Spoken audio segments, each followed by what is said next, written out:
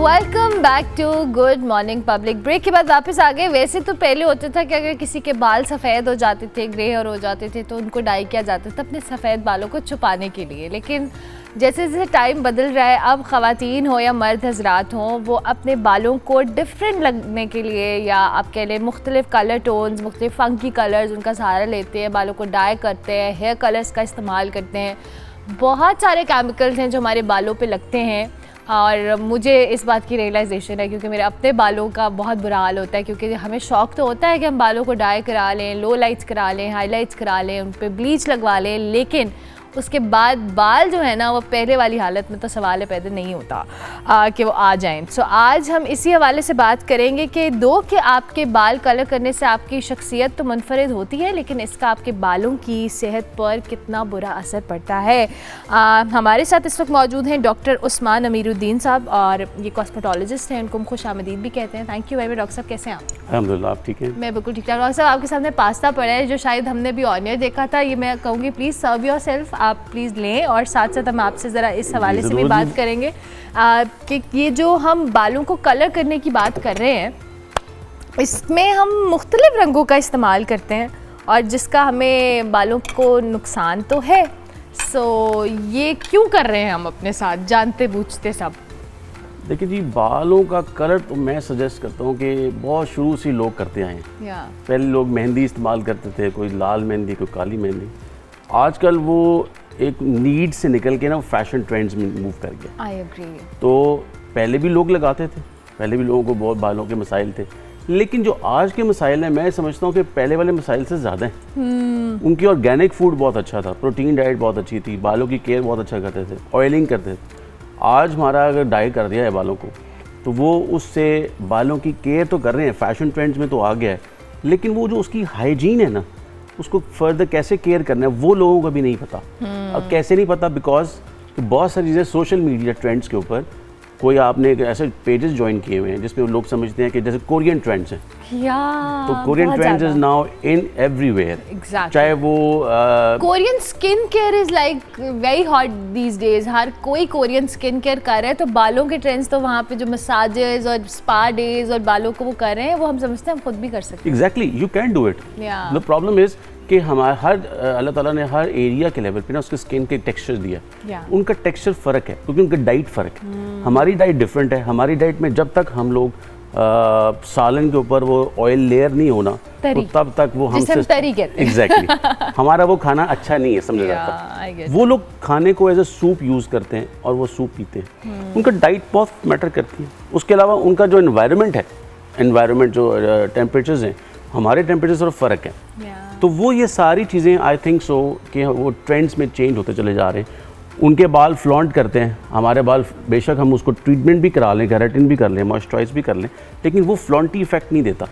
तो जो फ्लिक्स हैं, तो हम अगर हर बंदा चाहता है 18 साल की उम्र से बंदा बेहतर फील करे, अच्छा लगे, तो flix everybody wants, even the mails, even the females.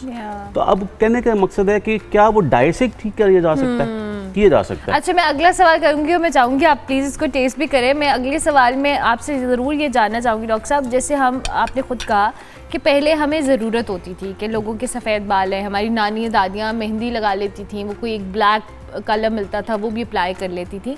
लेकिन अब ख़वातीन ने जो केमिकल और मुख्तलिफ डाइज और सैलॉन्स ने, तो एक प्रॉपर अब ये बिज़नेस भी है। At the end of the day लोग जाते हैं, लेकिन क्वालिटी पे भी तो बहुत फ़र्क होता है। कोई सैलॉन अच्छी क्वालिटी का इस्तेमाल कर रहा है प्रोडक्ट्स का, कोई नहीं कर रहा।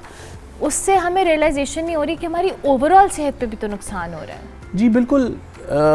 फर्स्ट ऑफ ऑल तो मैं पास्ता की बहुत तारीफ़ करना चाहूँगी। अच्छा, it's very tasty and its mouth watering. Nice. And अब पॉइंट ये है कि जी मेहंदी और डाई, ये दो एक बहुत बड़ा अभी भी ये सिस्टम चल रहा है। अच्छा। अगर आप रूरल एरियाज में चले जाएं, उनको अभी भी डाइज का मालूम नहीं है क्योंकि don't want to go to different stores. जाहिर है, तो वो मेहंदी को ही प्रेफर करते हैं। लेकिन अब मैं वर्ड यूज़ किया था, मेहंदी के साथ वो बालों की ऑयलिंग भी कर रहे हैं, फूड अच्छा ले रहे हैं, डाइट अच्छी ले रहे हैं।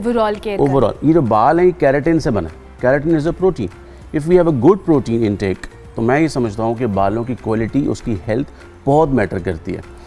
अब पॉइंट ये कि कब आपने ट्रीटमेंट फेज़ में कब जाना है और आपने अपने घर में घरेलू टोटके कैसे इस्तेमाल करने, वो आपका हेयर फॉल बताएगा, बालों की ड्राइनेस बताएगी, आगे से 4-5 मुंह जो बालों के निकल आते हैं वो बताएंगे। एवरीबडी नोज कि मेरा बाल ठीक नहीं है, तो 6 सेंस इनसाइट जो होती है वो गाइड कर देती है कि it's not going on the right way. अब पॉइंट ये है कि डाई आपने यूज़ किया, अब डाई तो सारे हर मार्केट में बहुत सारे अवेलेबल हैं, ब्रांड कौन सा यूज़ करना है, किस टाइप का यूज़ करना है, वो बड़ा इंपॉर्टेंट है।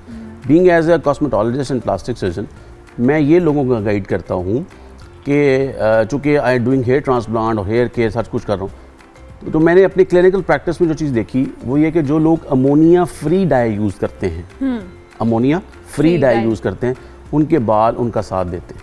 अच्छा, अब पॉइंट ये है, एक बंदा कहता है जी मैं डाई करा के आया हूँ, हेयर डाई किसी पार्लर से। हाँ, उन्हें क्या पता है अमोनिया फ्री यूज़ किया या नहीं, पार्लर से वो डाई करा के आया है फॉर एग्जांपल, क्योंकि आप देखिए हर पार्लर्स में एक सेगमेंट लेदा बना हुआ for hair, for makeup and for other stuff.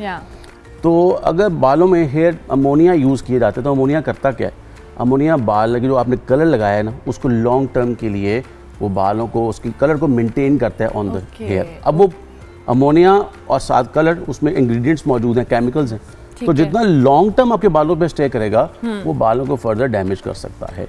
What I suggest is कि please if you want to do use dye for your fashion और your for normal routine work, आप अमोनिया फ्री यूज़ करें ताकि बाल की quality वो maintain रहे। ये ना सोचें कि भी 5 डेज के बाद पहले कराया था तो फिर बाल सफ़ेद निकल आए, डोंट गो फॉर इट। वो बाल सफ़ेद निकलना आपको फ़ायदेमंद में है, ना कि आप उसको लॉक कर दें और वो आपके बालों की सेहत को डैमेज कर दे। अच्छा डॉक्टर साहब, अब यहाँ पे हमने केराटिन की जहाँ आपने बात की है, अब मैंने ये चीज़ ऑब्जर्व की और मेरा खुद भी अपने बालों के साथ एक्सपीरियंस रहा कि मैं गई सैलून पे, मैंने केराटिन कराया, उन्होंने प्रोडक्ट्स लगाए, स्ट्रेटनर फेरा और पता नहीं क्या क्या किया। क्या वाकई ये जो केराटिन हम कराते हैं, क्या ये वाकई बालों की सेहत पे कोई असर भी करते हैं या सिर्फ ये for the time being for a month और 2 हमारे बाल बस रिस्टोर होते हैं और उसके बाद उससे ज़्यादा बुरा हाल होता है? Exactly, I think this is your observation. What I can sense from it.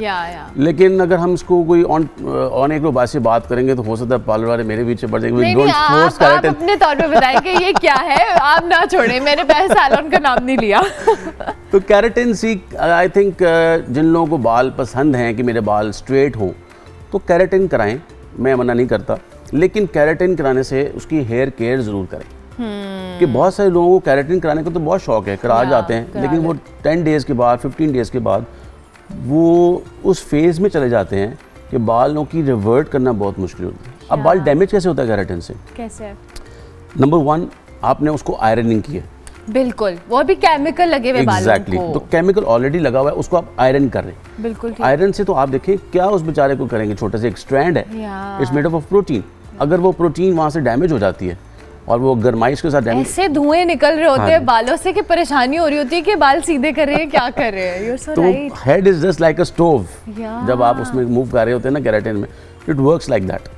तो मेरी सजेशन होगी कि केराटिन कराएं, मना नहीं करता फीमेल्स को, गो फॉर इट, लेकिन आफ्टर 15 डेज उसकी केयर स्टार्ट कर दें। डू आस्क योर स्टाइलिस्ट कि भाई हम किस तरह इसको मैनेज कर सकते हैं। इफ़ शी और he is not capable of guiding you, तो आपका जो एक पर्सनल हाइजीनिक डॉक्टर या कॉस्मेटोलॉजिस्ट है उससे ज़रूर एक अपनी विजिट ले लें। कुछ मैं ट्रीटमेंट्स भी कर देता हूँ, just like I do for the PRPs, इस तरह की चीज़ें मैं कर देता हूँ थोड़ा सा।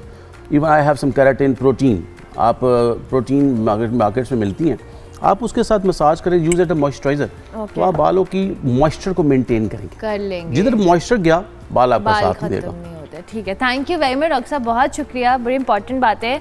और सबसे बढ़कर ये डॉक्टर साहब भी एग्री करेंगे कि अगर आप किसी सैलून पे जा रहे हैं, किसी ऐसे हेयर स्टाइलिस्ट के पास जा रहे हैं, please go to a professional. अपने पैसे बचाने के लिए अपने बालों की हालत को ख़राब ना करें, या तो ना कराएं, अगर कराना है तो फिर किसी अच्छी जगह से जो ट्राइड एंड टेस्टेड हो उससे कराएं ताकि आपके बाल बचे रहें। ये मेरा पर्सनल एक्सपीरियंस है। सो हमने सोचा कि इस हवाले से बात की जाए। हम ब्रेक लेते हैं।